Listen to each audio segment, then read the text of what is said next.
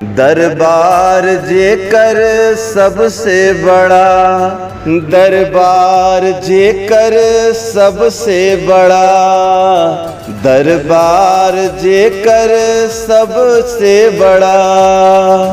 आफत विपत में ओसे कहिया दुख भाई, आफत विपत में ओसे कहिया दुख भाई। दरबार जेकर सबसे बड़ा, दरबार जेकर सबसे बड़ा। ऊ जेकरा प आँख रखे ओकरा बारे में मत पूछा, जेकरा पे खिसियाले ओहू के भर देले ई सोचा। ऊ जेकरा प आँख रखे ओकरा बारे में मत पूछा, जेकरा पे रिसियाले ओहू के भर देले ई सोचा। जे झुक गईल जाके ओकरा शरण में, गलती स्वीकार लिहल माई चरण में। मन से पुकारा ओके कहीं से सुनाई, मन से पुकारा ओके कहीं ले सुनाई। दरबार जेकर सबसे बड़ा, दरबार जेकर सबसे बड़ा। ढेर चालाकी व चाल बने जे ओकरा समझ में ना आई।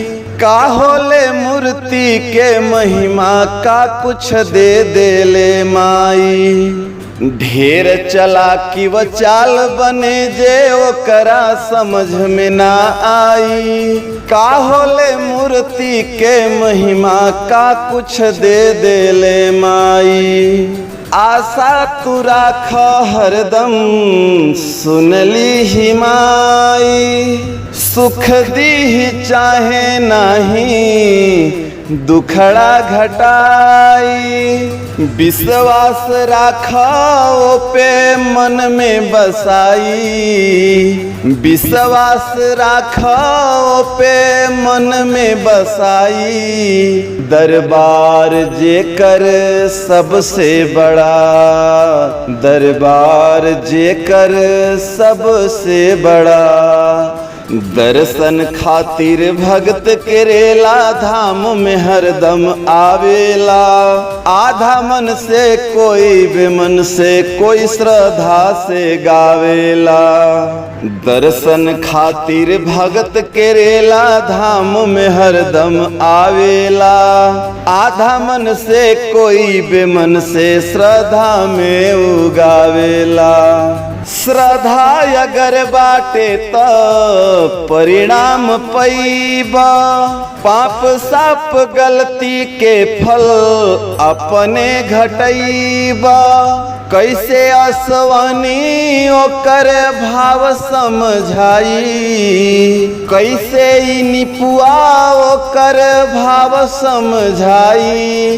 दरबार जेकर सबसे बड़ा, दरबार जेकर सबसे बड़ा।